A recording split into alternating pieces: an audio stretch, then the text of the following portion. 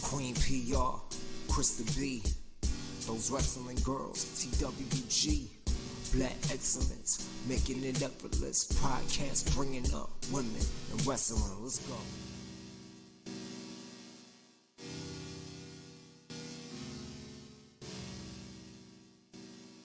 Hey, boo. Hey, girl. How you feeling? I'm good. You know us, tired. Booked, busy, worked, overworked, hungry, per usual. That part. Stay eating. But we are officially back. Yes. We're officially with our first episode since the year to rat, I guess. I don't know. But it's been a long time coming. And we're excited to be here. We're back. We're doing our episode on Carmella. And P, you mentioned on your fan club on Wednesday that timing is everything for us because we had this Carmella episode in the queue for like super. I think before last year ended, we had it in the queue, and you was just like, let's do it. I'm just like, for some reason, you know me and my feelings, this time is just not right. And now, like, all is good. All of these good things is happening to Carmella. So this is like the most perfect time to do so. Hey, y'all. Thank you for joining. We're live on Twitch. We are live on Twitch. I'm excited. But before we get into the Carmella spotlight, we know we gotta start this episode right. I didn't do our intro, so we're gonna start this episode right. What's up, everybody? It's your favorite girls. It's those wrestling girls. It's your girl, Krista B. And Queen P.R. And we are back officially, like I said earlier, with our episode on Carmella, another spotlight episode that's been long overdue. And we're just so happy that we're able to cover it now, especially in a time where Carmella is in a much better place than she was before. But before we get into that, y'all know in good those wrestling girls fashion, we have to do our check-ins. So P, how you feeling? I feel really, really, really good. Like, it has been a crazy week, but life is one of those things where like everything is like up here and then like other shit can be like down here. So everything with those wrestling girls have been like, I always put the rocket emoji because things have been happening. Things have been growing in ways that I could have like never imagined. So, this new phase of our podcast even is so exciting. We've never recorded our podcast live. No. Like, so what y'all see right now is what y'all getting, because I will not be editing this one, okay? And it's fun too, because like it became one of those things where scheduling, and it was like we never found the time to like sit and do it, and then we got used to like streaming, and it became so fun, and then we were able to become affiliates. So it was like, why not kind of combine our new like streaming world with our podcast and then have basically our community a part of the episodes? Right. I agree with that. And I love the fact that we have this platform to do so. And I'm just excited, especially because like we're officially Twitch affiliates. Long time coming. Shout out to Krista, because she's literally been like, when are y'all getting on Twitch? Like, she was like, text me like, P, I love you. Right. But you guys really need to get on this. Like, it's such a huge opportunity, and we are finally here. So thank you to Christina. Thank you to everyone that's a part of our Twitch streaming family. Brian H. Waters, Siendo, Justin. Like, you guys, Christina, of course, have made this like so much easier and so much fun. And everyone that joins us every single week, everyone that's joining us now, we thank you. Speaking of being out there, we were on A&E this past weekend. Oh my gosh. Like, so since we didn't record the Patreon about the experience, should we just share how that even fucking came to be? So we were at Raw. I always say Raw 25 because we was there too, but it wasn't that. We was at Raw, and it was the 25th anniversary of D-Generation X. Mm-hmm. And afterwards, I remember I was talking to, it was me, Shoemaker, you. When I say Shoemaker, I mean David Shoemaker. So shout out to David Shoemaker. Brian A. Waters, shout out to him. and I believe I was looking for my friend Janae, and her boyfriend was there. We was looking for each other, and I had on, if you guys seen, I had on a China DX shirt. Super cute with the green sweater, by the way. I mean, like but yeah, so in the midst of us having these conversations, this guy just kept like circling and swarming and circling like it was feeding time at the zoo or something. I'm just like, so you know me, the Brooklyn in me is about to come out, like, can I help you? Do I know you? But however, he walked up and was like, hey, are you a China fan? Are you a DX fan? And no, I'm not a China fan or DX fan. I have a China. And you had the sticks, and I had the China glow, and I had the DX glow sticks. No, I'm just here for the aesthetics of it.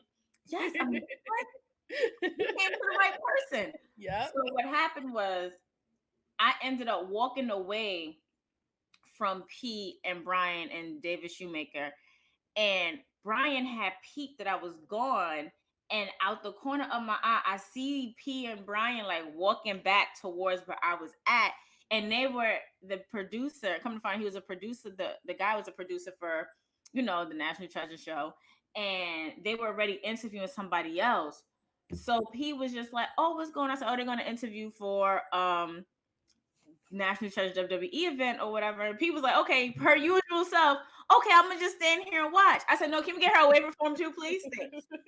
Yo, seriously. So funny story, and I don't even know if you know this part. So when you had walked off with the producer, we were just talking, and Brian was actually like, go. And then that's what I was like, fuck it, I'm going. Because my thing was like, okay, like I don't have a DX shirt on, like there's a reason they chose Krista. And he was like, wait, y'all are those wrestling girls, like, and I was like, okay.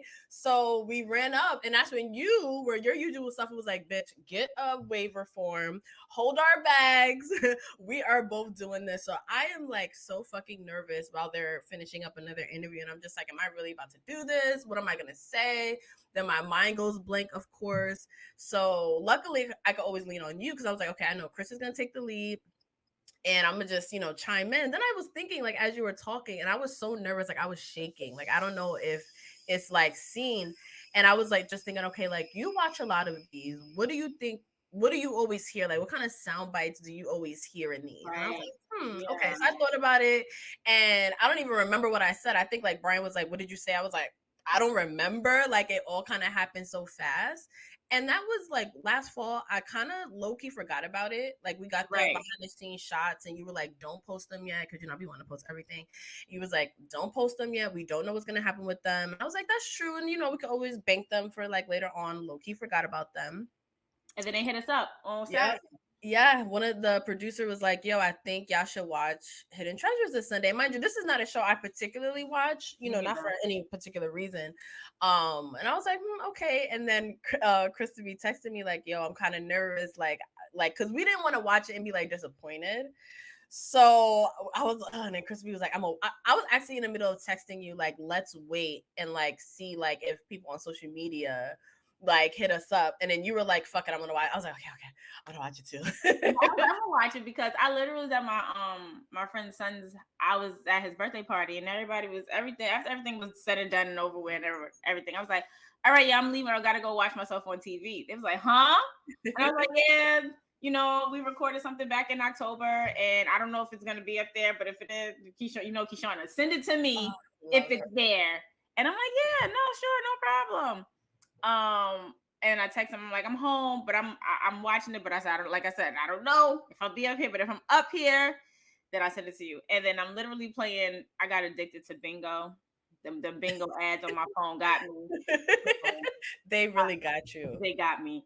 So I was over here watching it as I'm playing the game, and I see like they started showing like Barclays Center. I said, all right, let me get ready. As I'm trying to look through my phone, all I hear is, if you're not down with that, I gotta see it. And I had to look up, and I'm like, oh my God, that's Cha-Cha. For those of you who don't know, Cha-Cha's my cousin. He's been riding with me, riding with us. He's the best. And I'm like, oh my God. So I caught that very end. So if you guys go back and watch the episode, he is wearing the green and black DX jacket. Yep. Literally. And I'm like, it's so crazy how they put him right in front of us. I know. That was the best. That was the best. Like, I was like, I'm more happy for Cha-Cha right now because of the fact, like, we've been blessed enough to do a lot with WWE, but like the fact that he's been a lifelong fan, he comes to all the shows with us, he's the livest, like who y'all see on, that's who he is on every second he's in an arena during a show, that is who Cha-Cha is.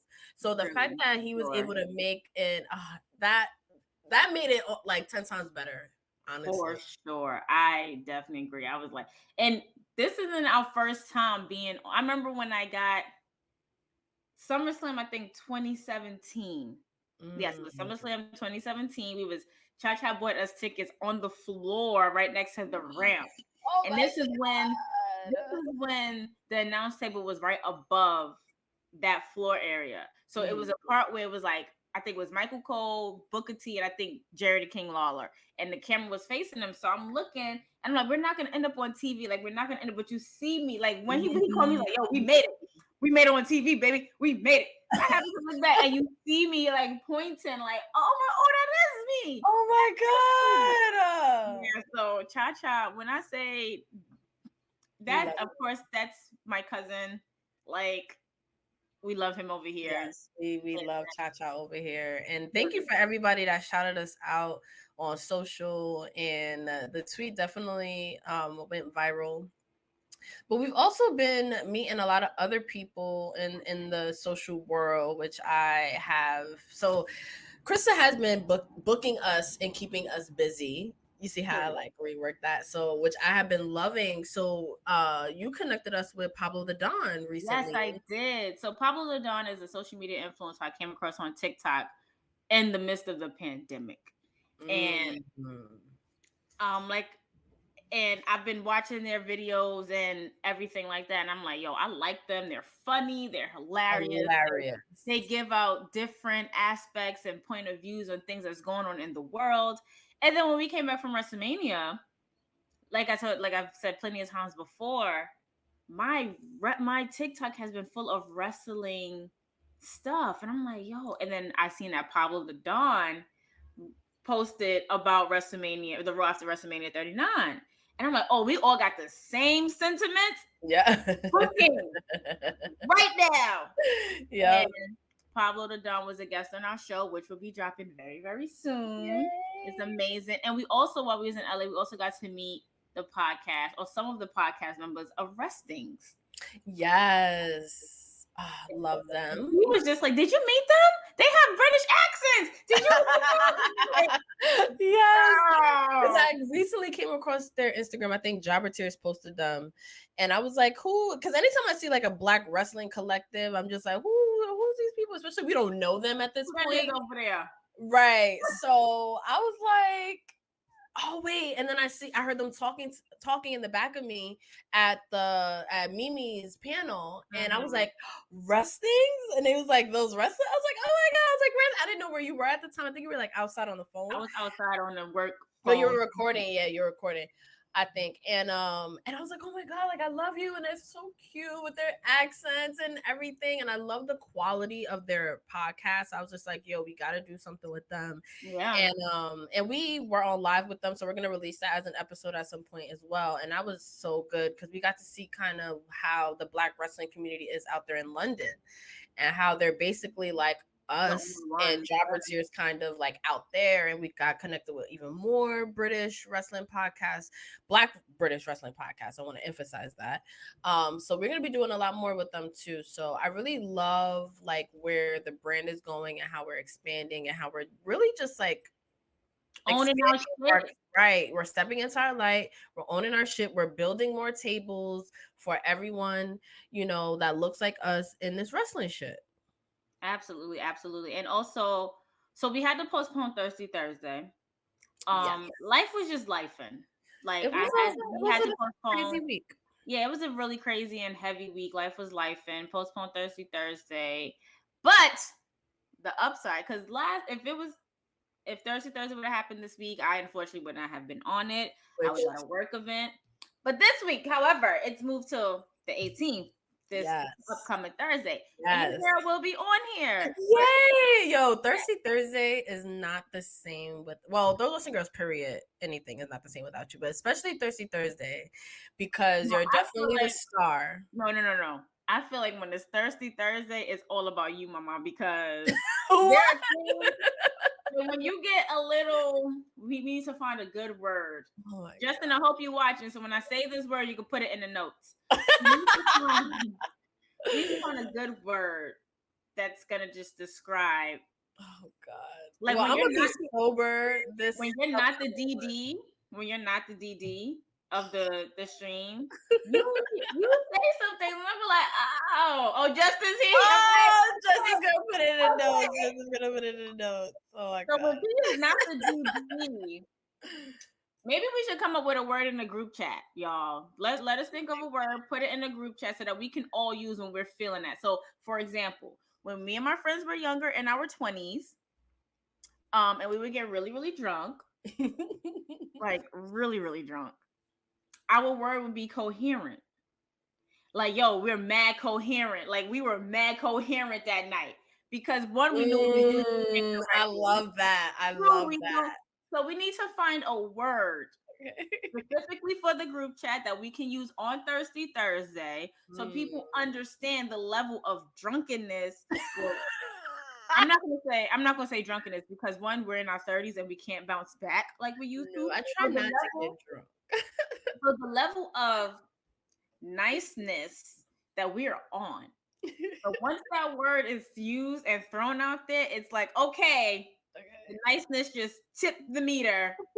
And so we need to find a word. Let's brainstorm, put it in the group chat.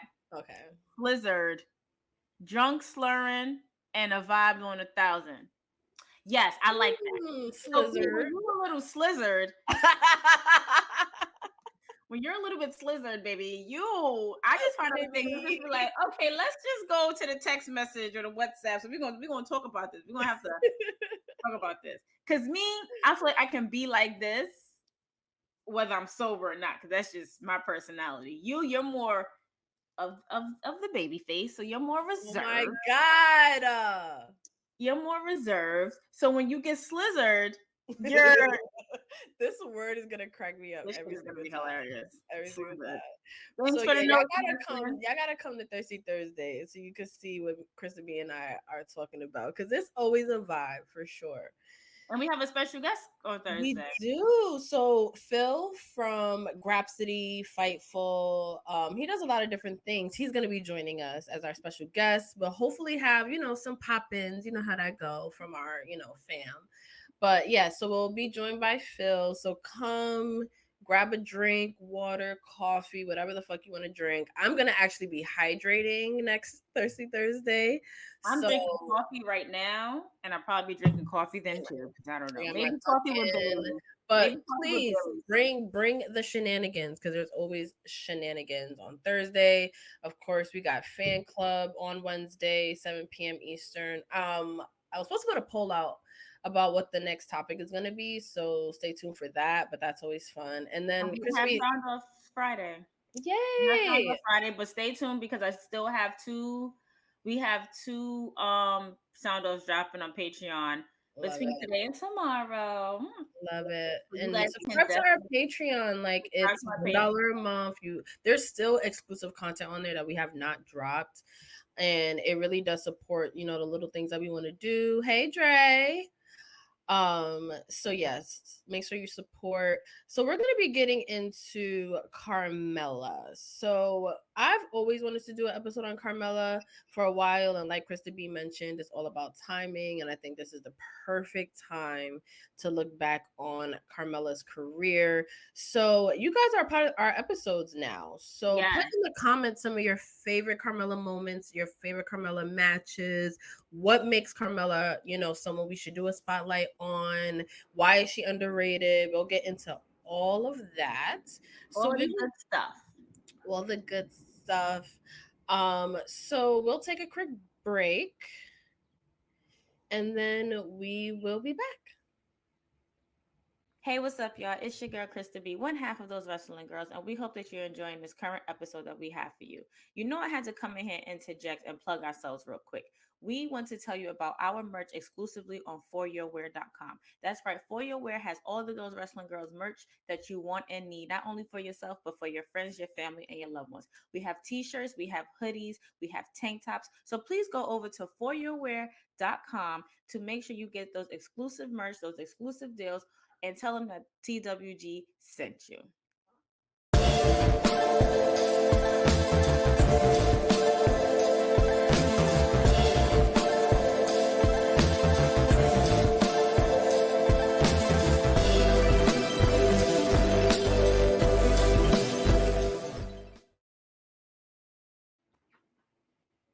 Oh my god, you look so pretty in that video. Thank you. It was some good makeup on, foundation, because right now my face is not cooperating with me. It's the weather.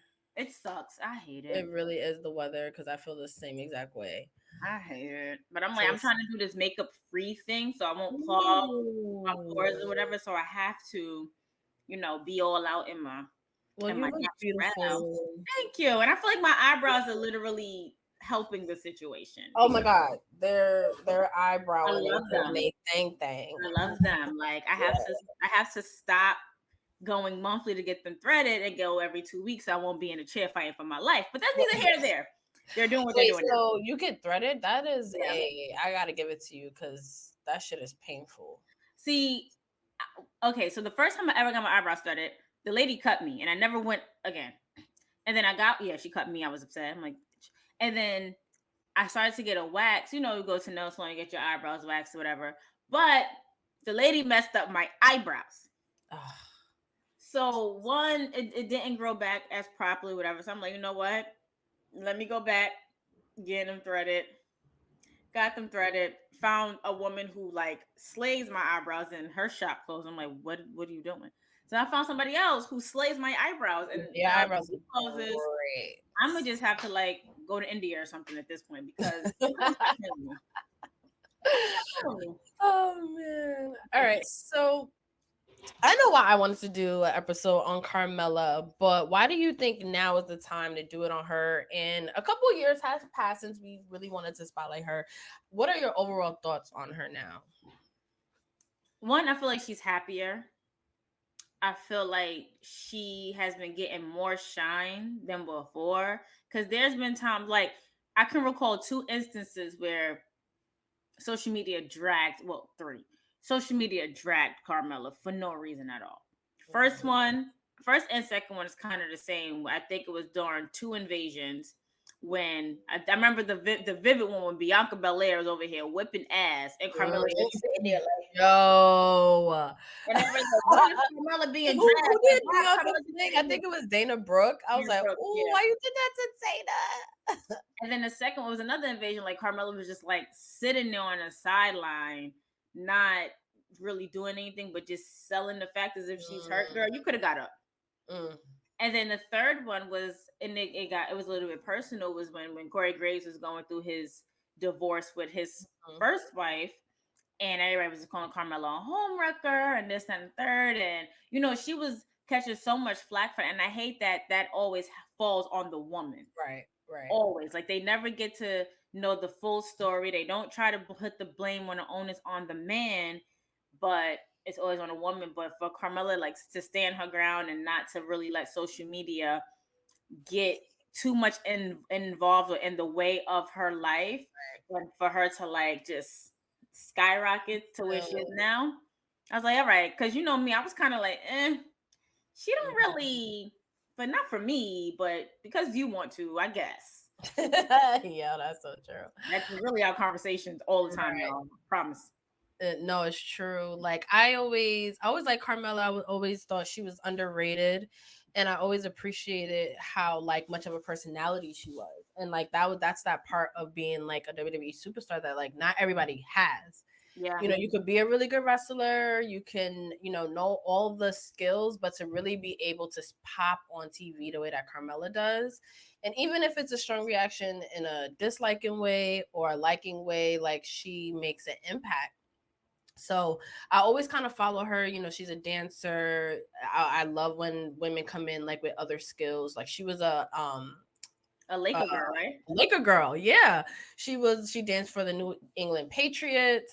Like, so she was like, you know, out here. She had a career. Like, she was very driven from the very beginning. She was a model. And a lot of people probably know better now, but her father was a wrestler. Yeah. Father was a wrestler. I never knew that. Like, I don't, it's weird, not weird. No. Sometimes it's, for me, it's just, I be taken aback in the sense like, oh, you come from wrestling, you know, right. Like, because when you see the females, the only female you can really think about that comes from wrestling is Natty, is Tamina, Charlotte, who actually had those footprints in wrestling. All of their fathers were wrestlers, are wrestlers. So when you think of Carmella, who when she came to WWE, they did not associate her dad with her whatsoever. And then it's like a shell shock, like, oh, you came from wrestling, so you know. But I think it's also a good thing too, because it helps break that stigma, like, all right, you came from wrestling, so you should already know how to do this. So let her like learn on her own. Yeah. And then her dad wasn't like a big wrestler. Like she has said on, like, he was pretty much a jobber in the 80s and 90s. But, you know, yeah, a few TV matches every now and again. I do think it's funny. Razor Ramon's first match was against her dad. Oh, wow. Thanks for the tip, Brian. Look at that. Look at him knowing stuff. You know, start with him. Please do not start with him today. It's a good day. Hey, Mike. This is like really fun because then like we can get all of these little tidbits about the people that we're covering. But so she signed to WWE in 2013. So funny story, she was on she could have been in Tough Enough over the years, but she decided to continue dancing for a little bit, you know. And who is going to pass over the opportunity to be a Laker girl? I mean, she did it for one season, but I mean, I would take that opportunity. It beats being outside in the wintertime at a football game. Okay. That part. Inside arena, outside freezing my balls off. That part.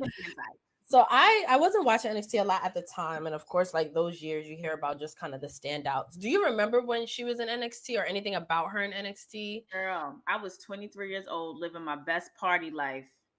Wrestling was only a thing to me when The Rock showed up. I didn't know it. And first of all, no lie, and please don't come for me on this. When they first announced NXT, I'm like, what the hell is next? I always said next. Like when I would see it like on the network and shit, I'll be like, okay, like what is this? And then I was like, oh, NXT. And I'm just like, oh, and then when I started to go to like live events and everybody from NXT would go, I'll never forget, Neville came out and this girl literally could have busted my eardrum. Oh my God, that one little NXT fan in the crowd. Yes. She was like, literally, and I'm just like, oh, okay, so maybe NXT is something I should be watching. I mean, it never happened, but until like later on. But I can't sit here and speak on her NXT career because I've never really watched NXT at all. Right. I do know that she was Enzo and Cass's manager because she had a relationship with Big Cass. That I do know, and then that turned into something else. But I remember that, and I'm glad Brian mentioned that she outshined them because so at one point Enzo and Cass were for some reason like over and like people fucked with them. Bless you. People like really fucked with them, and then Carmella, you could see like she was so much more than their manager. Like you can see if I was somebody backstage, I'll be like, okay, she's somebody that might need to be out on their own because she doesn't necessarily need to be behind them, especially because they had an act that kind of like really didn't need Carmella. They did. Like it was like why like Enzo by himself was so charismatic. So why put a manager there? But then you, like I said, being that Cass and Carmella were in a relationship, it just kind of made sense. But Enzo, I feel like if you literally would have taken Big Cass out the situation and had Enzo and Carmella, that could have been a whole faction in itself. You know, like I feel like a ball was kind of dropped there in that situation, and then Totally. but yeah, like I ain't gonna hold you. I miss seeing Enzo and Cass. See, they were Enzo, like you said, like he knew he was charismatic. He knew how to ignite the crowd, and that's what it's really all about. One thing he said in an interview recently, in like the last 5 years, let's say, is that um Liv Morgan was the one that was supposed to have Carmella's original like Princess of Staten Island gimmick, because Carmella is not from Staten Island, she's from Massachusetts. But Liv Morgan's from Jersey. Yeah, but it's more East Coast, New York, like it's more, and I guess Liv Morgan more has that personality naturally than sort of the gimmick one that Carmella has. So there was always that. But Carmella was able to take that and run with it. Even before she went to the main roster, she did challenge for the NXT championship when Bayley was champion. She was featured a little bit. But everyone talks about when she was drafted, because she's one of those people who nobody really saw going to the main roster yet. She didn't really do too much in NXT, but she was a last draft pick for SmackDown in 2016. And I vaguely remember that draft because it was a little bit when I was starting to kind of get back into it.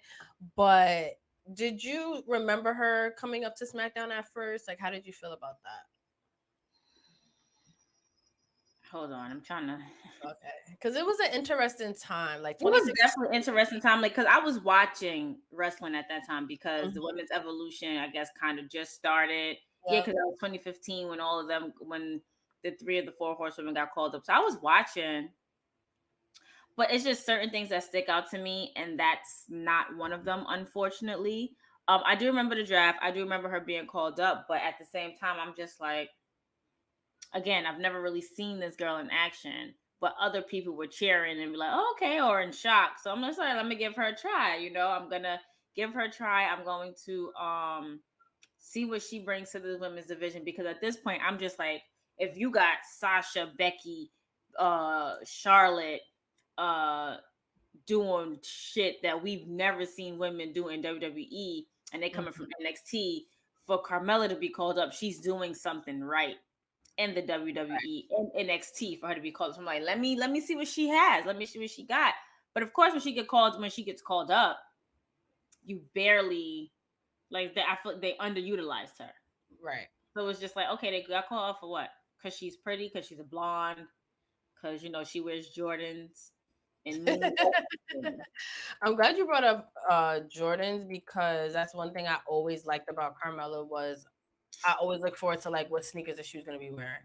Yeah, because you're a Jordan head, like. Yeah, and she was the ones like with even Nikki Bella. I was like the ones. I was like, yo, this is so exciting. Like, this is cool. Like, because then it's that one more, into WWE's credit, it's like that one extra thing to make it more relatable to other people. Because like for me, that was just one more element where it's like, okay, I like their gear. I love that they're mixing it up. Because even as a kid, I like that aspect of things. Like Trish, like her boots. Like I remember like those fashion moments, like as a woman, like I'm like, yo, I love those. I look forward to that kind of thing. I wonder if Jordan gets paid for every time a wrestler wears his sneakers on TV.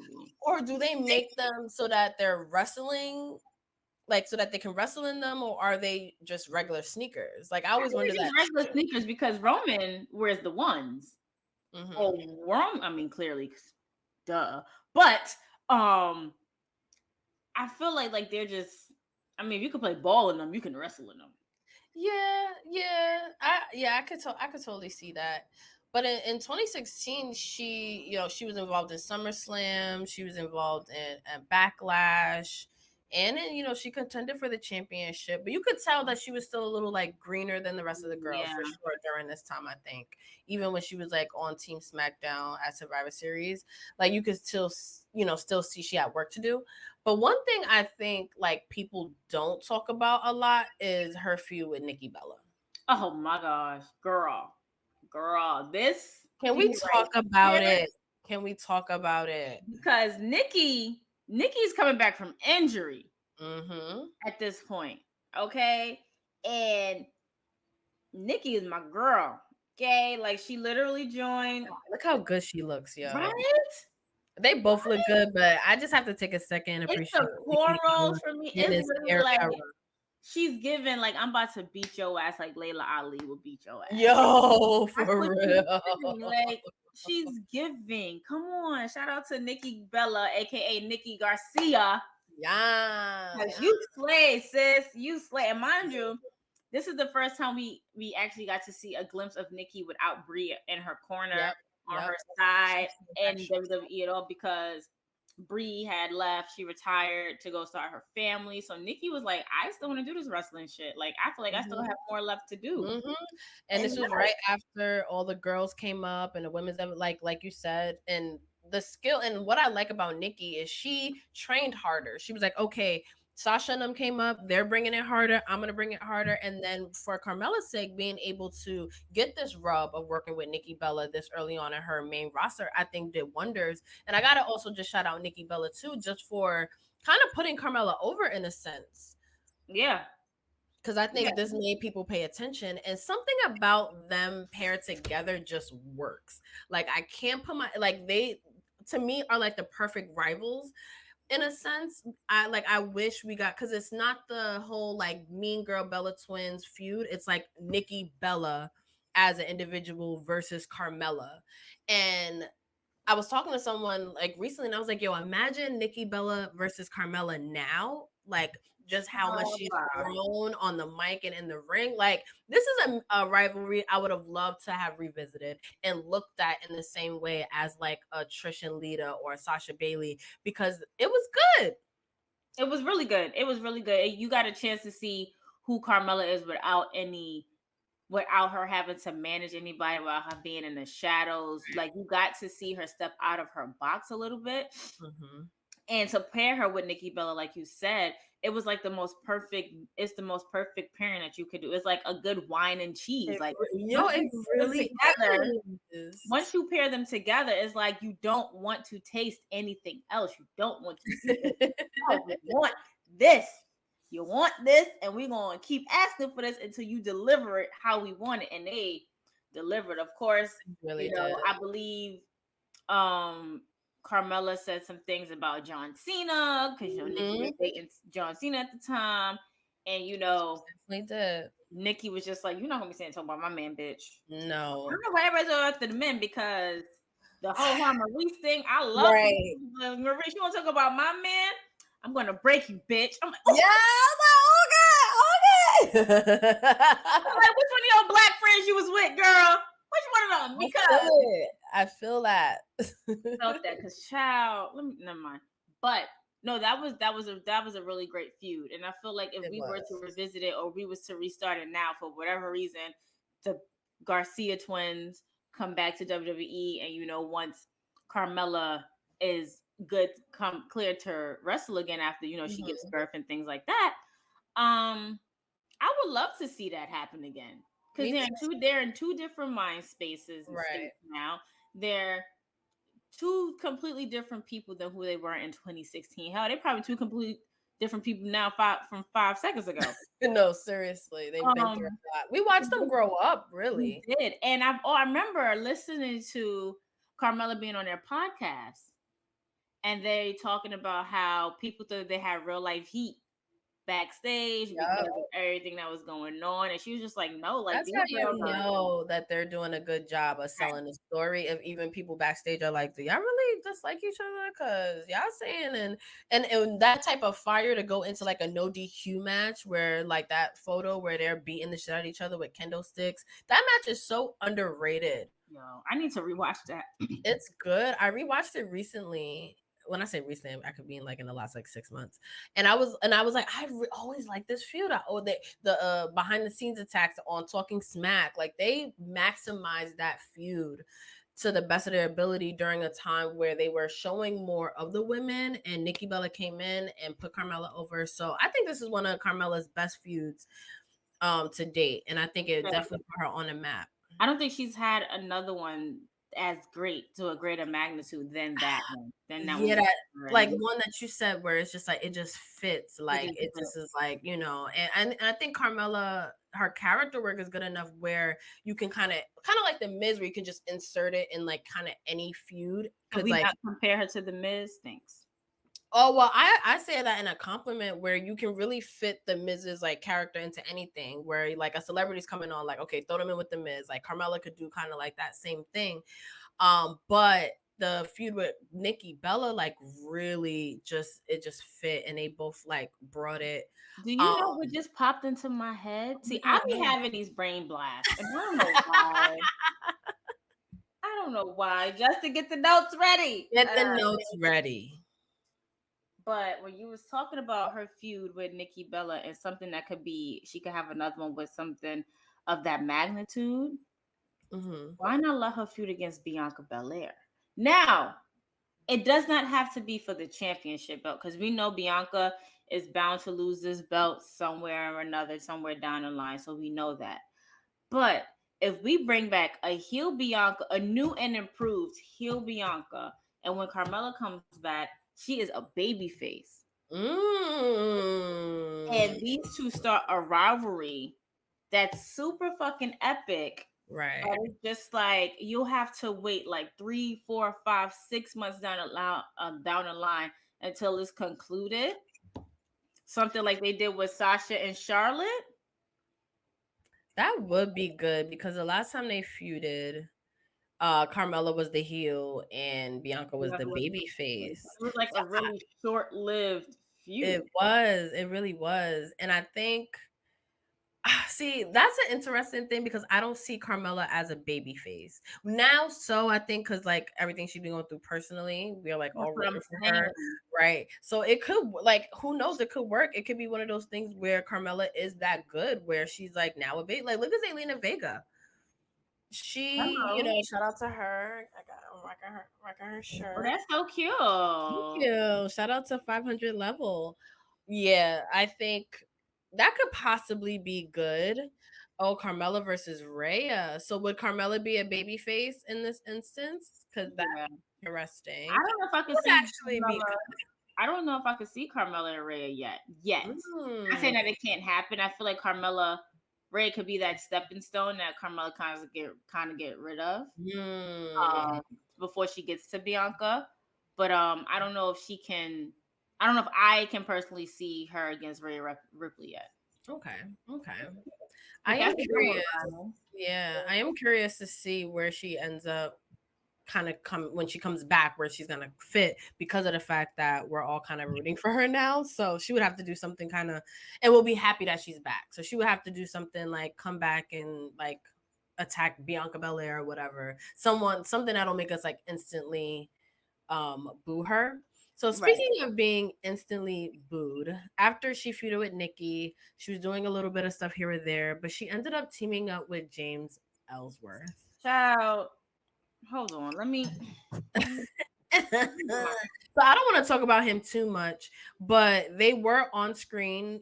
They were an on-screen partnership for a long time, especially during when she really started to get into her heel shit, and that he would help her win matches and like all that. Then they announced the women's Money in the Bank.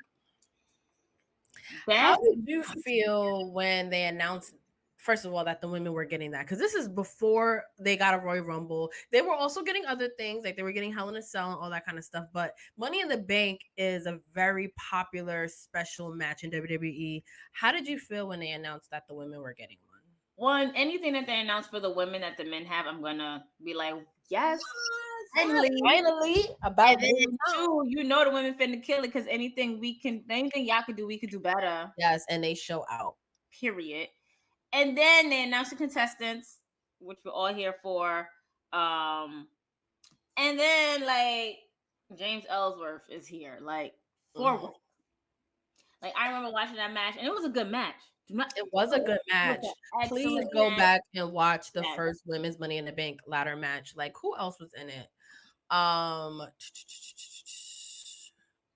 of other people were in it. Right. Because I'm mixing up the one in my head. I mix up the one in my head that they did at the Office. Yeah. Oh, so it was Becky Lynch, Charlotte Flair, Natalia, Tamina, and Carmella. It's just so weird to So hear that she beat Charlotte all Flair. of them, all those names I just mentioned. Right. I'm like, it's so weird to hear that Charlotte Flair and Becky Lynch was in the Money in the Bank match. Right. Like, and didn't win or anything. And did not win. Yeah. Like, Yep. So Carmella ended up winning. Ellsworth ended up helping her win. And this was the first time that I saw something like that I cared about at least blow up on wrestling Twitter, because I had just started getting back into wrestling Twitter. I was super excited about the Women's Money in the Bank ladder match. So I remember, I don't know if I watched it live or I went back and watched it because I saw Carmella was trending, and I was fucking irate. I was like, how are they gonna have the first Women's Money in the Bank ladder match and a man is involved and actually kind of won it? Like, he actually went and climbed up the ladder and took it and dropped it to her. And that's how she ends up winning the first Women's Money in the Bank ladder match. And I remember Twitter going crazy. I was angry. And then Daniel Bryan, who was the SmackDown general manager at the time, basically said, on SmackDown, we're gonna have a redo, basically. So they were gonna have another Money in the Bank ladder match on SmackDown to see who was gonna win. So that's the first SmackDown I watched live in years, like years, because I needed to know how the fuck that was gonna end, because I was like, this cannot be the case. So they ended up doing the match again. She ends up climbing herself and getting the briefcase the second time around with his help, which goes with the character. So like, him interfering and helping, I understood. It was the fact that he was actually the one to climb the ladder, and so they changed the finish a little bit, but she still ended up winning. And when she won the briefcase, one of the things that she always said was, I won Money in the Bank briefcase twice, because she did win it twice. And it just went with her heel character. And she made history carrying this briefcase. She did. And I like the fact that she kept teasing. Yes. Opportunity came up. So fucking good and she kept teasing. She kept like, am I going to? Or she'll run to the ring and be like, no. That was so good. So I do like the fact that she was able to make that a part of her gimmick and her staple and everything like that. And then when she finally cashed in, did she cash in on Naomi? No, she cashed in on Charlotte. So she held it for I think 284 days, which is the longest that anyone has. 287 days. That was the longest a woman has held it. And this is why I always say I think heels should carry the briefcase, or Uber baby faces, because she was able to tease us every week and it made us hate her more. And she threw it in your face every chance she got. It was a part of her gimmick, and she entered the first Women's Royal Rumble with her briefcase. And Vicky Guerrero hits her with it on her way out. So the fact that Vicky Guerrero definitely got eliminated after they was just like, she like, Michelle. Everyone's like, talk about not trying to break character. And oh my goodness. So I love how, like you said, she was able to incorporate it into her character, and she did set the tone for how it's carried. I don't think she was the perfect person to do it first, because she set the tone for it. She made it entertaining. She made you care about it. So it was like, okay, we gave this to the women, and then Carmella set the tone for it. And while I always say to this day, she is the best Miss Money in the Bank woman to hold it. It was the best. I agree. I feel like those who held it after her, they're good with what they did. But we haven't had it always is cashed in either the night of or the night after. Like, we have never gotten to see it, the character work that can be done with it, which I always fucking hate. But she ended up cashing in on Charlotte with the assist of the debut of the Iconics. Is the when Carmella cashes in on Charlotte. So Charlotte, I think, has a rematch with Becky, I think, or something, and she ends up retaining, and then the Iconics come out and beat up Charlotte, and that's when Carmella comes out runs to the ring. And so nobody really knows if this is really a cash in, because she's been, like you mentioned, teasing it for so long. So we're like, is this really it? And even the ref is like taking like a painfully long time to get the hit, and she's like, no, I'm cashing in, and she becomes SmackDown Women's Champion. Listen, Mike Chioda was doing his job. Okay. You're right. He was making sure everything was on point. Because it's like, you're not gonna sit here and play with me. I can go in the back. Like, my match is done. Right. Like, is this for real or not? Like, don't play with my time. Don't play with my time. No, I just really had another brain blast. Yeah. So this is not about, I'm just saying, like, no. This is for us. Like, if we were to ever do a male spotlight, the first one should definitely go to Mike Chioda, because Twitter was in an uproar when he got fired. And I'm just like, what? Yeah, that was definitely a wild one on Mike Chioda. We want to see if we can even get him on here, because we need to talk to Mike. Mike was one of my favorite referees ever since I've been watching Raw and SmackDown. So that's my little brain blast. Justin, you can put that in the notes too. Yeah. Back to Carmella. See? He know. That's it. Know what's up. Like, Mike, what? Why not? Why Mike? Like, we know him. We remember him. He's well known. He's been a part of really iconic moments and matches. So it totally makes sense. He's better than Earl Hebner. So another thing that she did in 2018 prior to becoming SmackDown Women's Champion is she was, like we mentioned in the first Women's Royal Rumble, and she was eliminated. She was a part of the WrestleMania 34 Battle Royal. So she took that and ran with it before she became champion. How did you feel about Carmella as champion? A lot of people think it was too early. At this point, she was only on the main roster for maybe 2 years at this point. She was not a 4-horsewoman. She was not like Alexa Bliss. How did you feel about her as a champion at that time? They felt like Carmella's championship run was too early. What about Paige? Paige came on her debut and beat AJ Lee for the Divas Championship. So y'all can blow the grip on that. But I mean, her championship, she was a heel. So heel work as champions is some of the best work you can do. You understand? Right. Like, you're gonna come, you're gonna gloat, you're gonna talk your shit, you're gonna, she defended her title when she needed to defend her title. Right. She wasn't scared to face any woman on that roster. But then, like I said, she played the heel card very, very well. So I liked her. Yeah. I liked her championship run, the first one. Me too. And she successfully defended it. She retained it against Charlotte. She beat Asuka twice, and she was definitely going to remind you of that.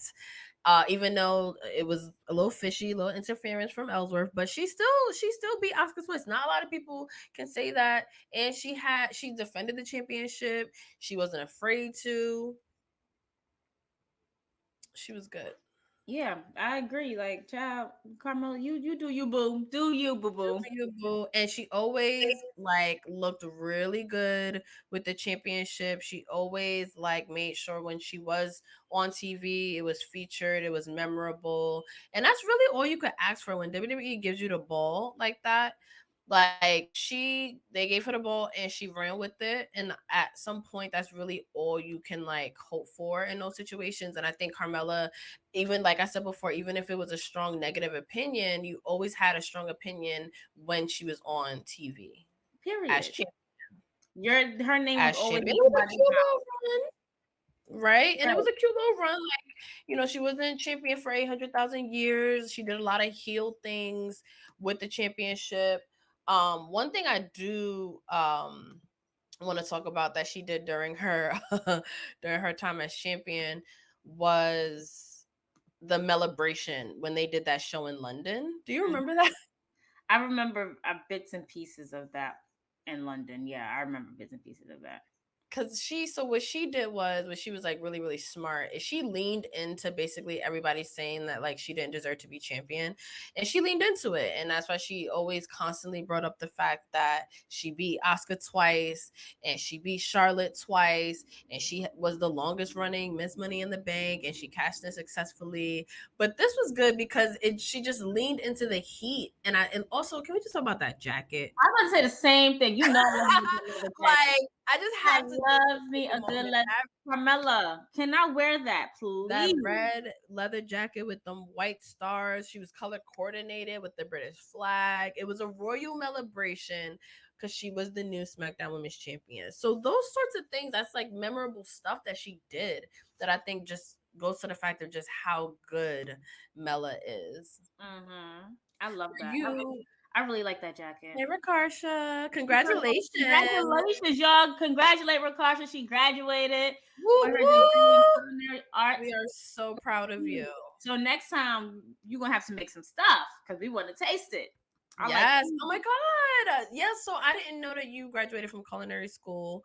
That is very, very exciting. And Krista B, we would love to be your guinea pigs. Like, we trying to support your I'm dreams. just allergic to zucchini, and mushrooms. Okay, and I don't like grits. Yes. Congratulations, Rakarsha. What is your favorite Carmella moment? Rakarsha, let us know because we want to hear all about it.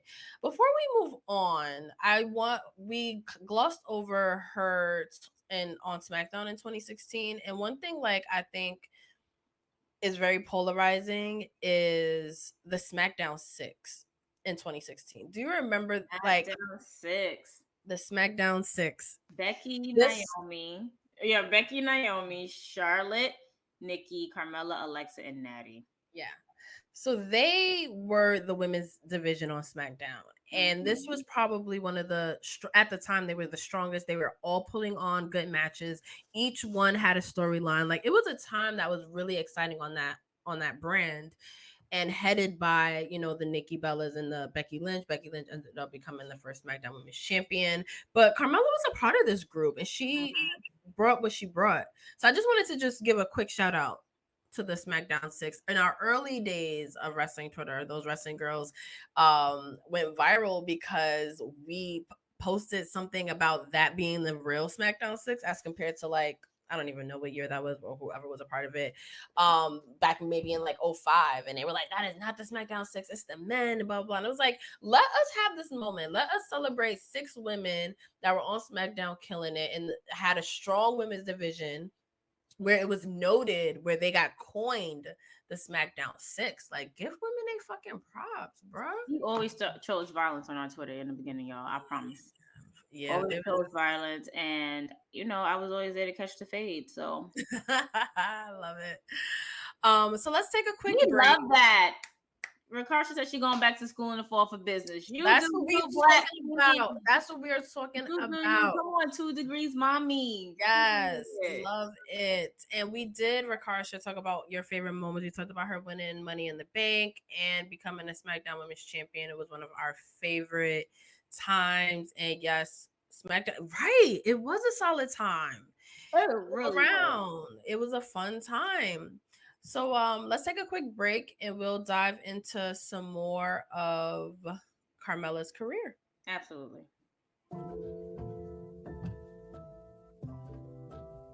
But for Black History Month, we have spotlighted a Black wrestler every week, and I chose Big Swole this week for a number of reasons. So she honestly feels like family to us at this point. Like, we are so blessed to be able to see her all the time at Battle Club Pro. So she was the Icons champion for a while there, and she defended it all the time. And one thing I like about all of her matches that I have gotten to see was that she always takes a moment, whether she wins or not, and she always puts over her opponent. I'm so excited to actually spotlight this young lady. I've been a fan of her now. I'm really digging into her this year. You can put that graphic right back up because I'm going to give it up for my sisters from the motherland. And this sister specializes in 4 languages. Not only that, she specializes in strong style, female style. I'm talking about Miss Queen Nita. That's how you say it. Her career highlight right now, she's the GCW Women's Champion. She ranked number 100 on the women's PWI in 2021. This young lady, she's impressed me. She's gone. This week we're going to celebrate the one and only Miss Ariella Nick, former Victory Pro Wrestling Women's Champion, Capital Wrestling Women's Champion, Pro Wrestling Magic Women's Champion, Catalyst Wrestling Women's Champion. She's been somebody who's also done a lot of promos, done a lot of managing work, and if she got to get interfere in a match, do what you gotta do. That's sometimes you have to do that to make sure the person that you're managing is winning. I love that. Me too. I love being able to spotlight Black women in wrestling. That's what we do here in those wrestling girls, you know. Oh, What happened about Carmella? But Medusa just read Trisha's life. Chill. What did she say? She wrote, wait, let me make sure this is her. Yep. Okay. She wrote, Trish has set the women back and turned them into a sideshow after all the work I did to get the women respected and legitimize them as superstars that they are. Do you really think I literally threw that title in the trash without a plan of longevity and meaning? Trish brought in the blueprint that WWE used for decades that had to be undone by women who were inspired by men and the women that came before her. Trish made room for the Bella Twins and others, but I built the foundation for the 4 horsewomen. Child, we're my fan. What? So does she mean like longevity, like since she threw it in the trash up until now? Yeah, she said, "Do you really think I threw that title in the trash without a plan of longevity and meaning?" Girl, we're my fan. Oh Lord. Oh my God. Oh, Alundra, we love you, Alundra. She really be trying. She be trying. And then the caption goes, "Not done yet" at trishstratus.com. And I know Beyonce concert just happened and things is getting heated, but baby, I love a good Beyonce reference. I'm over here practicing my fan flops because I'm manifesting going to the concert. Oh, we're gonna be at that concert. Like I don't know how, when, why, what, where, and whatever, but I'm seeing Beyonce in concert this year. Like, wait a minute. Listen, but no, Medusa did drop a little nugget with us. Please, definitely was like, nah. Let me tell you something real quick, Trish. I mean, you know what? I love with her. So she definitely did. And she never dropped the title that she threw in the garbage. She never like dropped it to anyone. So she does continue to feel like she's the reigning champion. So I mean, legends have been coming back. I wish she was a little bit more known to the current generation because I think her coming back would definitely add a little spice to it. But I don't see them bringing her back in like a big way. Oh, child. After that, you never know what could happen in the world of WWE. I mean, Trish got drafted as a full-time superstar. Nobody see that coming. So, like, and where's Lita? Where is Lita?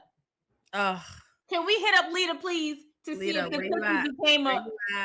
She had a cookie.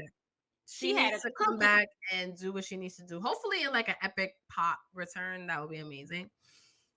Because if you had a cookie, you already done healed now. That cookie is already devoured and demolished. There's no crumbs left. Come back at this point. Let's go. We waiting. It's time to come back. Okay, let's come back to Carmella. I'm sorry. No, it's okay. So I'm glad. I love this aspect of things because now we're in 2018, my favorite year ever in women's wrestling, especially in WWE. But let's talk about SummerSlam because this is when she finally loses the championship, the SmackDown Women's Championship, and it's in Brooklyn, and it's in a triple threat match against Charlotte Flair and Becky Lynch. And that was an iconic moment that set off it changed everything when Becky Lynch turned on. Yes, I'm like, wait, SummerSlam, was I there? Yes. And yes. Okay. So because of the epicness of Becky's turn, like people kind of like forget the details that led up into it. So Carmella was the SmackDown Women's Champion, and she had a match against Becky, which everyone was waiting for because this also was the summer that I think the crowd and the audience was kind of like ready for Becky Lynch kind of thing. Mm-hmm. And Charlotte Flair found a way to make it a triple threat match at SummerSlam. No. Charlotte was out on injury or whatever. This was around the time where she got her Tia and Tamara's a little bit enhanced. Mm-hmm. Charlotte made her return because Carmella and I believe somebody else was beating up Becky. So Charlotte returned as Becky's best friend to help her. Whatever the case would be like that. Vince, however, I think Vince did the same thing he did with WrestleMania 35 with SummerSlam. Inserted Charlotte, and Charlotte was just like, wait a minute, what? Like, I'm only here to help my best friend. I'm not here to be in the match. But nobody's going to turn down a check. A championship match at SummerSlam in Brooklyn? Nobody's going to sit here and turn this down. Nobody, whatever. So the match come out. Were you there with me? I was not. We had this conversation. I was at SmackDown, the Raw and SmackDown after SummerSlam. I was there, and I was not at Raw 25 either. I'm thinking of Raw 30. Yeah. All right, I can't think right now. Everything we been to so many shows. That's the thing. The panoramic got me fucked up. Anyway, so we get to SummerSlam, and I remember watching this match. I remember, like, of course, I'm always Team Becky, clearly. And I remember the first, like, you knew, like, in the beginning, Becky and Charlotte was kind of staying away from each other because it's just like, I don't want to fight my friend. I don't want to do something third. But then when Becky goes for the pin on Carmella and Charlotte interjects and takes her off of there, then apologizes. And it's like, Becky's like, what are you doing? Like, what are you doing? So the match continues to go on. Now, tempers is flaring. Things is getting heated. And then Becky goes for a pin again.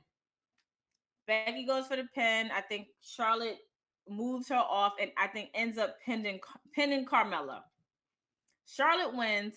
All of Brooklyn was like, fuck that shit. Yep, they were not happy. We were not happy. I was in the building that day. Oh my gosh. Like, and in the midst of that, you know, Charlotte goes, apologizes, says she's sorry, hugs her. With the shits. Hugs her, shakes her hand or whatever, and Becky turns around and do the biggest heel turn of life. Life.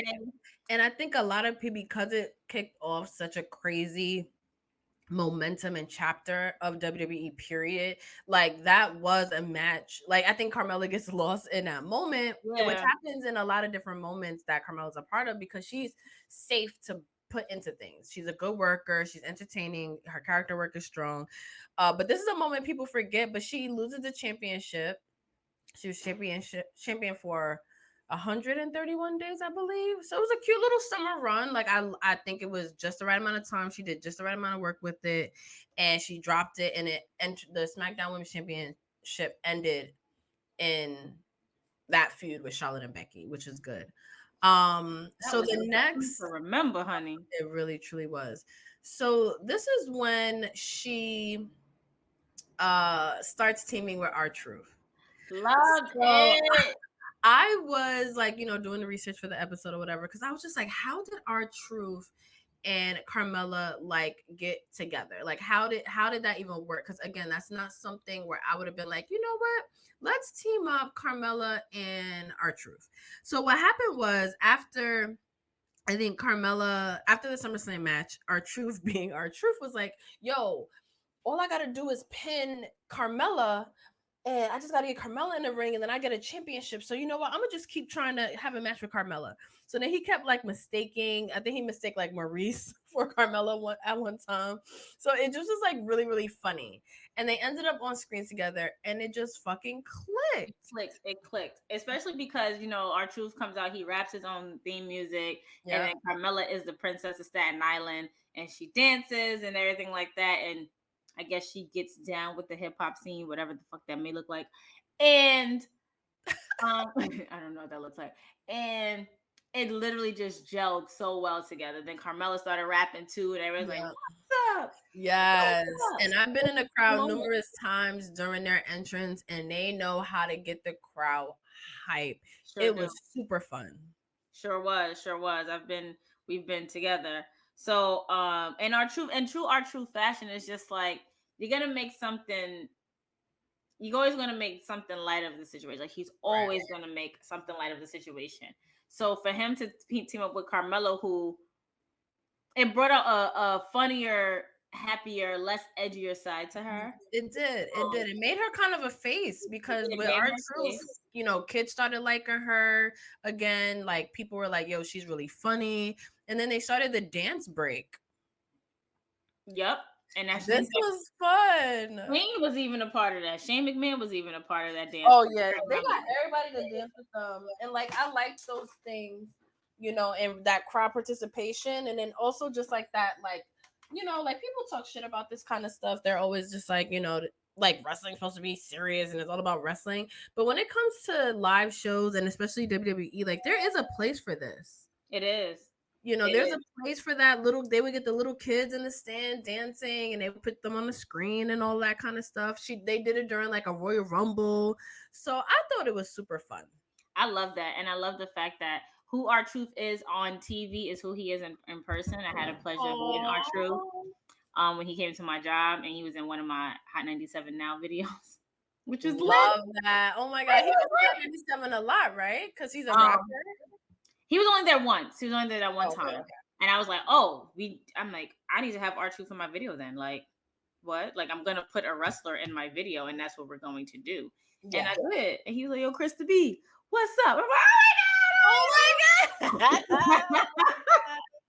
I love it. So shout out to R-Truth from then. I think he follows me on Instagram now. But shout out to R-Truth. And yeah, so we got to see the fun that these two had the chemistry that they had on TV. And then the 24/7 saga of her trying to protect R-Truth and the disguises and all of it. And like I didn't like plan for it to happen. You know, like, but when it did happen, like it was really, really good. And they were funny. And then she ended up pinning him for the championship at one point. And she was like, and then he was like happy for her. And then it was like a back and forth. See, I hated the 24/7 champion though.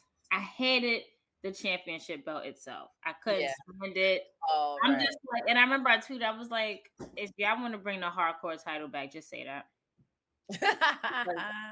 At least there was no violence, so it was like yeah, like what was the point? Like, give me something. Like, I hated it, but R-Truth is like, he is the most, he's the superstar with the most times he held that belt, right, if I'm not mistaken. And then Dana Brooke is the female who held it the most. So I'm just like, at least they gave Dana Brooke something. Okay, right. Right, and we'll go into that too. One thing she did do while she also dyed her hair, which was different because she was always like blonde. But then she won the Battle Royal in 2019 at WrestleMania 35, the Battle Royal that they used to do on the pre-show. So she won that. I missed that part. Me too. Like the men still get one on SmackDown beforehand. So why don't the women get one? I missed that part. I think I was looking for parking or driving there. Or I thought you meant you missed that match. No, I missed that match. I mean, I was looking for parking, or I was like in the midst of like, oh my gosh, I'm at my very first WrestleMania ever. It was cold that night. Like I said before, I was sitting near Jesus at one point, and I was like, hey God, I love you, but it's too hot. I couldn't do it. And of course I was with Cha-Cha, because who else? But yeah. And then she went on to do the Mixed Match Challenge, which I'm very low key bring how much I enjoyed it. They did 2 seasons. She was teamed with R-Truth, of course. So for the second season of Mixed Match Challenge, whoever won the finals, they got a number 30 spot in that next Royal Rumble. Yeah. Because they got the number 30 spot. And who doesn't want to be number 30 in Royal Rumble? Like, that is the best thing. So they ended up winning. And shout out to Alicia Fox and I believe Jinder Mahal, because I believe they also were in the finals and they had a finals match on a pay-per-view. So the Mixed Match Challenge actually did more than when you think back on it, because then they just kind of like abandoned it and it was just like, okay, that was super fun. But so then they ended up winning and they were the number 30 spot. And we all know how that 2019 Royal Rumble ended with Charlotte Flair winning. I'm sorry, not Charlotte Flair. Becky Lynch winning. Becky Lynch winning. So it kind of didn't even really matter that Carmella had got the number 30 spot, but it also just went with the character that, you know, she won and she was able to be 30. And then R-Truth on his end, I think Nia Jax beat him up or something. Nia Jax beat the fuck out of him. And then he didn't even get a chance to answer the match. So I think that was hilarious. Nia Jax X came and bulldozed 50-something-year-old R-Truth. Well, I don't know if he's really 50, but you know, whatever. And like the crap. She beat the fuck out of him. And I'm just like, damn, Nia. But then she was the first and only female wrestler to take a 619 RKO and was it a zigzag? Phenomenal forearm? No. I don't remember. I know she took a third finisher. I think it was Dolph Ziggler, Randy Orton, and Rey Mysterio. So a zigzag, RKO, and a 619. They dumped her ass over the top rope. Yo, it's something about seeing women take like the men's finish that's just so dope to me. Like I was just thinking about when Becky Lynch took Baron Corbin's finisher, Deep Six, and how lit that was. I was like, yo, oh my god! Like I don't know why this is so cool, but this is like, the fact that. And we already knew like Becky and Seth were dating, like they were together. Like I don't know if they were married yet, but we knew like they were just together. And the way that Seth Rollins had like a eye-opening situation when he was just like, "Did you really just?" I think he low-key forgot he was in the match, like it was for TV. I mean, he ended up losing, and no, he won that one. No, he lost that one. I think he ended up losing anyway. Yeah, he lost. But however, the fact that you put your hands on my wife, on my girlfriend, my future baby mama, all that, yeah. I need to go watch it because I was shocked. Like I was shocked, especially because, and it has that shock value because they don't do intergender wrestling in WWE. So when you actually see a woman take a finisher, it is legit shocking. Like you're like, oh shit, like this really happened. I legit could have shit myself. Same. When that happened, I'm just like, ooh, Corbin's going to die. So back to Carmella in 2019. So she ends up, they announced the women's tag team championships, and her and Naomi are now a tag team, and they enter the chamber to decide. I love this. The inaugural women's tag team champions. I like their tag team together. I think it totally fit. It did. The fabulous glow. Absolutely. I think it was so good. Their colors, they both know how to dance. Their entrance was fire. You know, the crowd loved them. I think it totally worked. They ended up not winning. Of course, everybody knows who ends up becoming the inaugural women's tag team champion. But Bailey. But it was fun. And they end up trying to compare Carmella with a lot of different people because at this point, she's kind of a made superstar. She's a dependable superstar, reliable superstar. We know that she can work.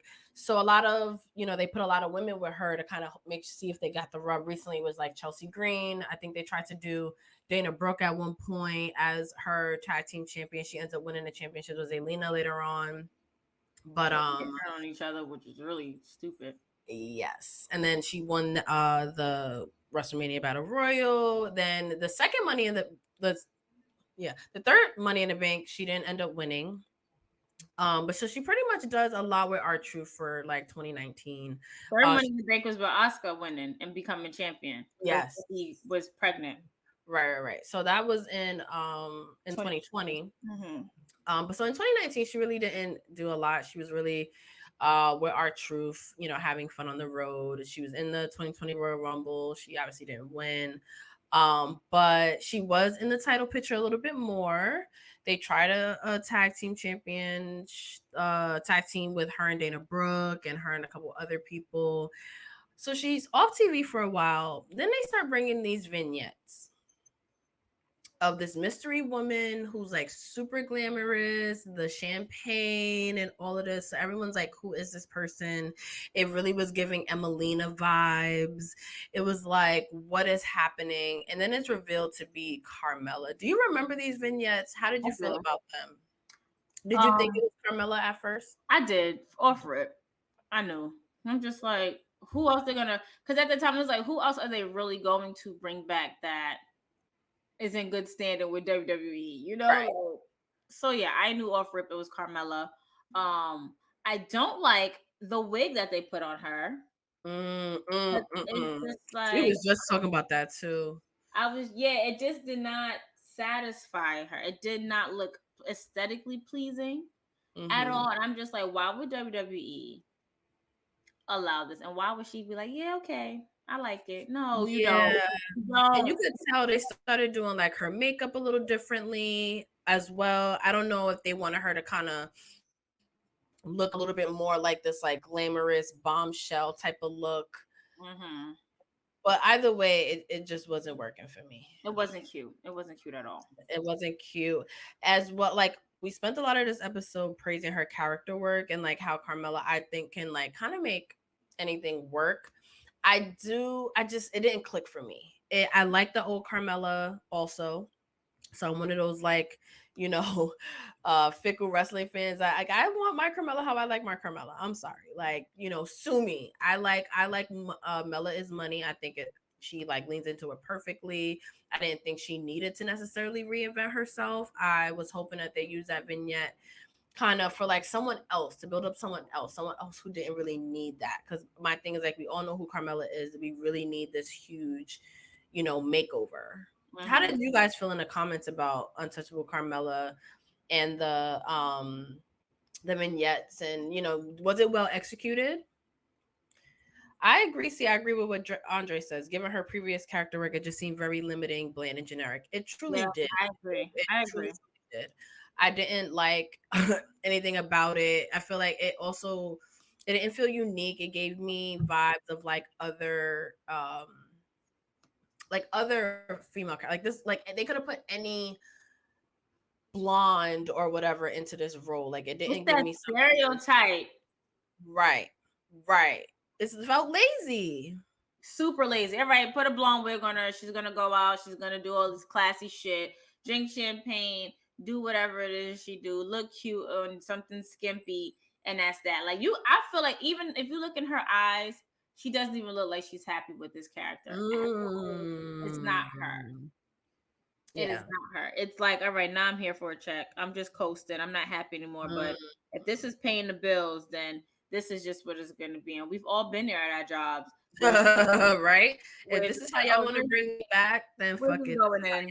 I'm just here for a check. Don't talk to me. Don't say nothing to me. Hey, bye. Let's work in this ring. So by the time my match is over, I can pack up my shit and go home. Another thing I didn't like about like her entrance was they did the whole where you could see the outline of her body and all of the silhouette of the body, but she's faced the opposite direction. And then when they drop the curtain, she's faced in the opposite direction. So it doesn't even like align right to me. So I was just like, this just like doesn't work. And I love Mella is money. So I was just like, bring her back. Yep. What is this? It was trash. No, it was definitely trash. I do think they could have done more with it. That's where they introduced her little I forgot what they called him, but he would like fetch her champagne. Somalia. Now that I was like, oh, I would love one of those. Reggie was a sommelier. Reggie, yes, that's what it was called. You know me, I know my wine. Well, I know my wine jobs. I don't know my wine. See, I didn't even know that. Oh, that's dope. Maybe we should do that. Take a trip, wine tasting, and talk to a sommelier. Oh, that would be amazing. Justin, put it in the notes. Put it under the tab that says much needed vacation time. Yes. So she stopped using Mella's money, and she was just the most beautiful woman in the world. And then she had her real life boyfriend, Corey Graves, on commentary, co-signing to that. Like, yes, she is the most beautiful woman in the world. Well, she's untouchable. And then she started wearing that mask, which I personally, Dylan is not a The fan. He said, "What the fuck was this? What's her random ass? For fuck's sake, she's not right." I thought it was fun. Yeah. It was, for me, that match was given Trish Stratus when she broke her nose, just without the diamonds encrusted in it. That's what a lot of people said. I didn't love it, but again, I feel like if there was anyone who could try to pull this off, it would be Carmella. I just thought the shot of her like putting on the mask and then like turning around, and then she just like used to crack me. It just looks stupid. But I just had another brain blast. Child. Ooh, I love brain blast. We need like a some type of music, like for when, like a bubble like idea. Because I just said gave me Trish, and the way Trish is trolling Becky right now everywhere, whatever. And Carmella comes back, and if Trish is still here and still a heel, I can see a Trish and Carmella clash as well. You tried to be like me and da da da da. You know, I'm gonna stop telling my ideas because because you know, and then you see it on WWE TV. They don't now for a run my check. I'm gonna have to go up to Connecticut to the new and the old building because y'all literally across the street from each other. I drove past it twice. I'm gonna have to run my check. No, seriously, that's definitely a good idea. Yeah, but she tried to make it work. It wasn't the same Carmella. I don't think people were really feeling it. She feuded with Sasha Banks for a little hot second during that time, while Sasha Banks was champion. So that was cute. It was 2020 was an interesting year for Carmella because she came back. She tried to reinvent herself. And I also just got to give it up to people, like Carmella, because you can easily lean into what's been working. At least she tried to reinvent herself. But don't fix what ain't broke. That part. There was nothing wrong with Princess of Staten Island. Funny. The moonwalk. How did y'all feel about the moonwalk? Let us know in the comments. Because my sister, as a dancer, hates. She always be like, she gotta stop. She likes Carmella more now, but she was like, yo, that fucking moonwalk. I didn't mind it. It was a part of her. It was a part of her trolling too. Like, imagine somebody you didn't like just like moonwalking, talking shit. Like, like if you don't back to yourself. It brings me back to Eddie Murphy's Raw. I don't know if you've seen it or anybody's ever seen it, but Eddie Murphy always cracked on Michael Jackson. And Delirious, he cracked on Michael Jackson so bad, like calling him a crybaby or whatever, basically. Oh my God. Because Michael will perform and he'll cry after certain songs. So in Raw, it was like, I heard Michael Jackson was looking for you. He was like, so? Mike ain't nothing but a $105. I beat his ass. He's like, you never know. Like, Mike can be real reckless in the closed doors, and he did the voice or whatever. He goes, now I want to hear you talking shit about me again.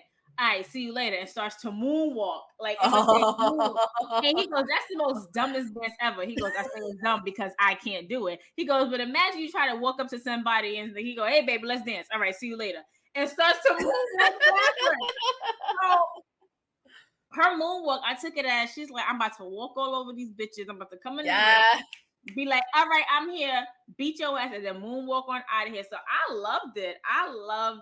Okay. And it was a big part of who she is. And I think when she came back most recently, she started doing it again. And I was like, yeah, like, okay. Mella is back. She also feuded with Bianca Belair during this time. They had that match at Rolling Loud. Yeah, that It was, they was trying to blend worlds. I don't know if it necessarily hit, but this is where they went wrong. You want to incorporate wrestling into Rolling Loud and that demographic. You invite those wrestling girls and Jobber Tears and Black Wrestling and Black Announce Table and Wrestling Realm, and you build the culture there so that when they do bring wrestling there, it's lit and we make it lit. Like, you can't do these things without us. Like, I didn't ask for permission. Thank you.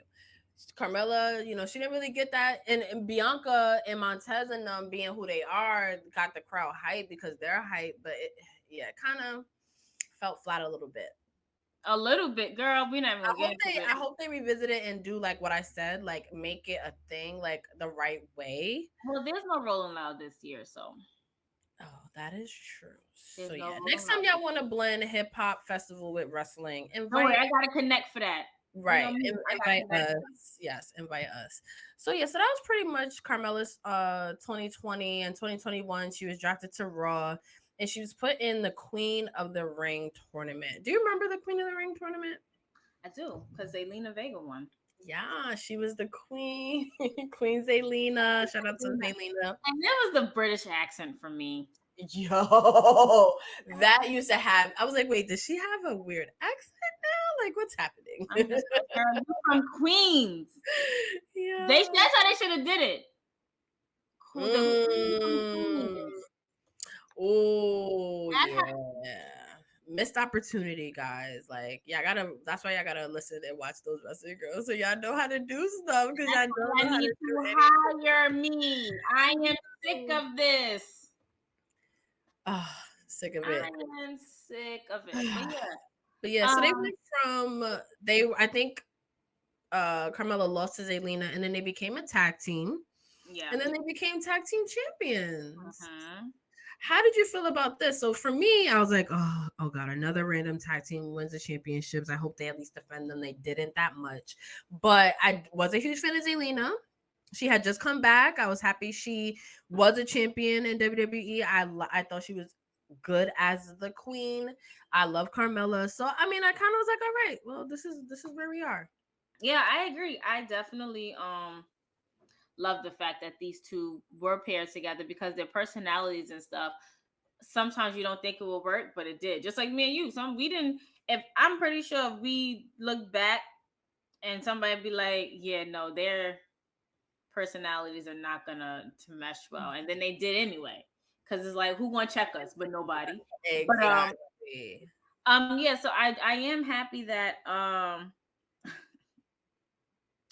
sorry. Black Thoughts just commented on our IG post, and he was like, he'll be there, hashtag biggest Bronx hater. I can't. You see why? He's saying he's the biggest Bronx hater. He's calling himself. Well, why is he the biggest Bronx hater? Like, why are you even bringing that energy? I don't say anything about Brooklyn. Like, I be in Brooklyn now. I go to more events in Brooklyn than not, and he still brings the hate. At least he's honest. That's true. And he's family. Shout out to Black Thoughts. We love you. He's honest. Yes, that is true. But I like them as champions, Carmella and Zelina. They ended up losing them at a WrestleMania that we were at in Dallas.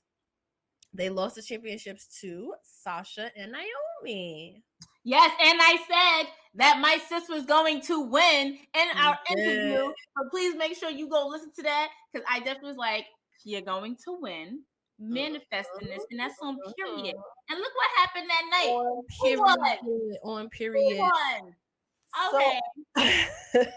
So earlier I conflated Carmella, the most beautiful woman, with the face mask and stuff. So the face mask and everything actually comes after she's no longer a champion with Zelina Vega. I mean, Queen of the Ring and all that kind of stuff. So that's when that happened. But it still was kind of under the. But it was still right. Because he was protecting. Right. In the words of, I was watching this clip on George Lopez, and the grandmother slapped the grandson, and the mother was like, "But you messed up his identity." So I was like, she was protecting her identity. I love that.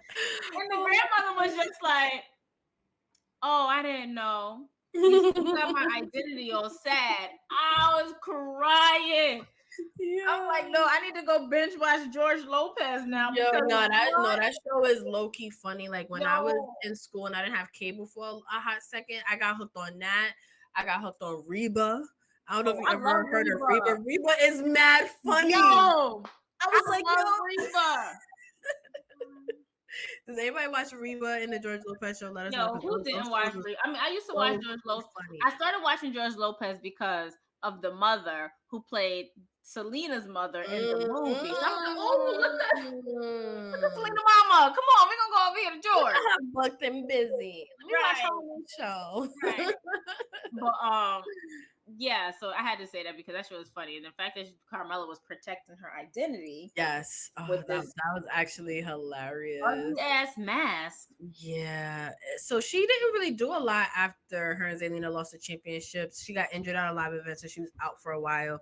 And then she came back in January of this year with her old gimmick, and we were all really excited. And this is when you see superstars turn from like heels that turn into faces because they've been around for a while. We've seen them grow. Now we respect them, and then they're gone for a while, and then we miss them. And then because nobody was really feeling that old gimmick, her coming back as Money as Mella was exactly what people wanted. She was in the Elimination Chamber match. It seemed like she was in, and she actually had a good showing in that match. And I don't know if you guys remember with Carmelo hates.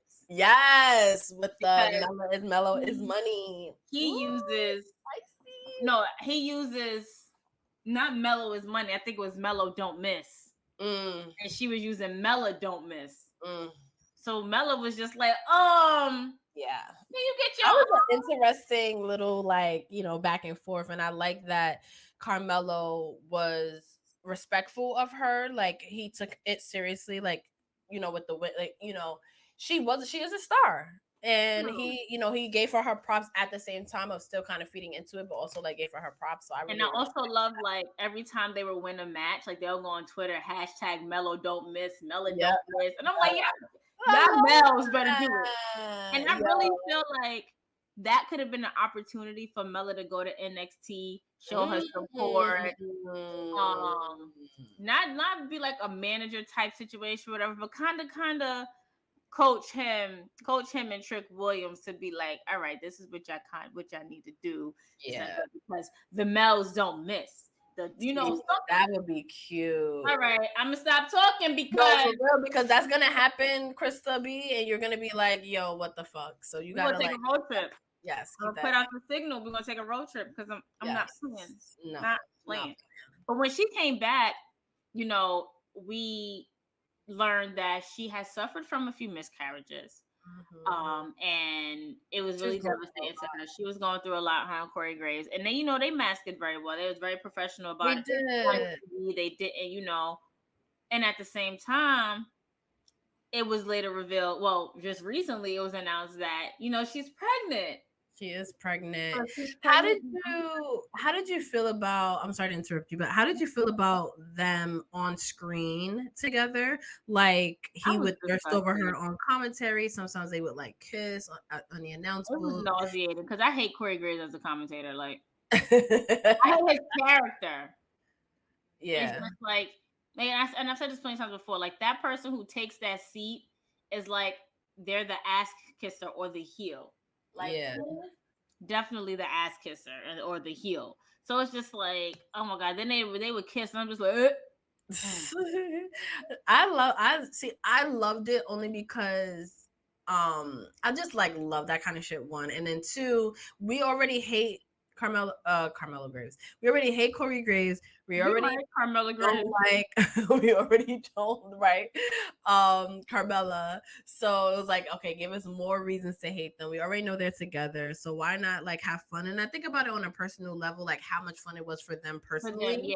But actually was they did their job if they made people hate them. So like I'm happy for them though, because Corey already has 3 kids from his previous marriage. So to hear that Carmella's pregnant, and then to go on like Instagram and Twitter to see that she was pregnant during January and February and March when she was like fighting wrestling and probably did not know because of the miscarriages that she suffered, or because of, some women don't feel symptoms.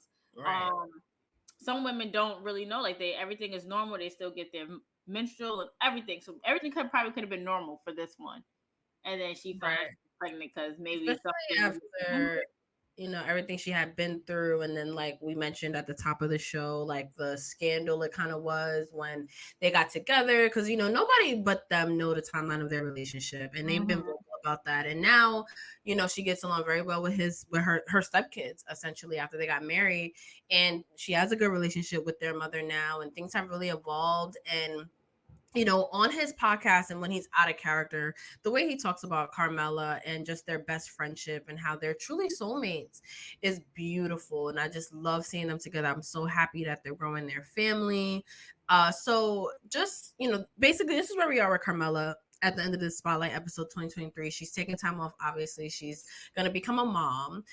She was on Total Divas. She does have a podcast with Corey called Bear With Us that they started during the pandemic, where they talk about, relationships and how it's been living together during the pandemic.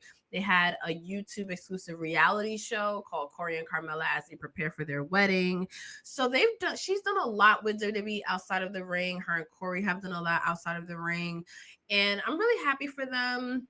There was a storyline in Total Divas where she was kind of still hiding the fact that her and Corey were dating, and she like would skip out on like ladies' night out and like happy hour, and they went on vacation. And Carmella finally was like, okay, I'm in love with Corey. The time off we get, I want to be with my man. And they were like, oh, we're actually happy for you. So that was a good way to kind of see inside their relationship. They were able to change the narrative of and they're super happy. So I'm really glad that we took this time now to look back on Carmella's career, because when I wanted to do one, she has done so much more since then. And now to see that she's entering a new phase in her life, she's hopefully going to come back stronger the way like Becky Lynch did. And they're now mothers in wrestling are a whole new like thing now. So I'm really happy for everything that she has going on. Brain blast. Wrestling, another episode topic, mothers in wrestling. We have Mother's Day actually tomorrow. Yep. We want to send love to those who don't have their mothers or their mother figures in their lives in the physical sense. Just share light love, make sure everybody's okay. What I normally do, I usually send my Mother's Day text out in the morning to all the mothers that I know, because it's a hard holiday for me. But tomorrow, I think I'm actually getting up out of bed and going to church. So we're going to see. Oh, I love that for you. I think I'm going to make some progress, because I love that for you. I think and I'm a good godmother, so I'm gonna see. Yep. I think you should do that, and I love like just the growth in that for you, Krista B. Like I love that, and I hope you do make it to church. We're gonna be streaming our Dana Brooke spotlight for the TWG Classic tomorrow, because she got an opportunity recently, and then we're gonna stream this episode that I forgot we recorded this because I wanted to stream a classic episode about a mother. So I was like, oh, Becky Lynch, we'll do her series. But then I looked and we did an episode on her in 2020 about her Raw Women's Championship run from WrestleMania 35 up until her dropping it to Asuka for Money in the Bank. We did an episode on that, like a bonus episode. We did. I totally forgot in 2020. So we're going to be streaming that on Twitch tomorrow during TWG Classic. So at 12, you can watch the Dana Brooke spotlight, and then you can catch that random ass Becky Lynch episode that we recorded, because she is a mom in wrestling that is changing the motherfucking game. Period. And her feud with Trish Stratus, who is also a phenomenal mother as well. Trish even spoke on Becky Lynch's daughter. So shit is getting real. So I thought it would be a good opportunity to sort of look back on that moment, and the fact that she did drop the championship to become a mom is dope. Carmella will be celebrating tomorrow, hopefully. I'm really excited for her. And I really enjoyed this new live episode format. I did too. I don't know if all of them is going to be live, but this one was absolutely fun. We want to thank you all for joining in and tuning into our live episode. Let us know who y'all feel like we should do another. What should we do next? Like, I feel like we went through, but then I feel like we got to do one. I have to do a throwback classic. Like, we have to do a throwback, because we don't focus enough on the legends. Like, right. What legends should we cover next? The ones of the 80s and the 90s. I have a few. I really want to get into Paul Nakano. I really want to get into Wendy Richter. And this may be a little bit controversial, but I really want to get into, because I feel like she's only spoken about because of the tragedy, but I really want to get into Nancy Benoit. Like, I would love that. I want to know who she was. I want everybody to know who she was before she. I would love that. Like, Awesome Kong would be good too. Awesome Kong would be good, but we don't even have to get into the whole other side of that. She was woman before she was anything else. Right, and she did a lot of cool shit behind the scenes. She's definitely an unsung hero, and I would love to cover her next. So let us know if that should be like the next episode. I love doing these live. I love the evolution of the podcast. So let us know what you guys think. Which legends we should do. I'm leaning towards woman because I love that Krista B. Like, I hate that her legacy is tied up with unfortunately, the tragedy of her life and how it ended. But she did a lot in wrestling, and she was a part of a lot of characters that ended up kind of being inspirations for a lot of other character work. So yeah, I would love to do that. I want to thank everyone who joined us for this first live episode. The usual suspects: Rakarsha, Justin, Dylan, Andre, Mike, Wrestling Realm. We love y'all. I said not the usual suspects. I know, right? I could have said that better, but we love find a name for, like, you got the Beehive, you got Rihanna Navy, you got I don't know who you got Barty Gang. I don't know what they call Megan Thee Stallion's people, but we're gonna find one for us. Hotties. You got the hotties, right? So we gotta find one for us. Yes. But thank you all for tuning in. We love you all. You already know where you should be following us at. So I'm not going to sit here and repeat it because y'all should already be following. Y'all should already know. So until next time, on that note, it's your girl, Krista B. Queen PR. We're out of here. Bye. Bye. Hey, what's up, y'all? It's your girl, Krista B, one half of Those Wrestling Girls. And I just want to say thank you for tuning in to another dope episode of Those Wrestling Girls. Please make sure that you tune in and you follow us on everywhere we are. We are on Twitch. We are on Patreon, YouTube, Instagram, Facebook, Twitter, TikTok. Please make sure you follow and subscribe. And as always, we love and appreciate you. And we can't wait to see you for the next episode. On that note, it's your girl, Krista B, and I'm out of here. Bye.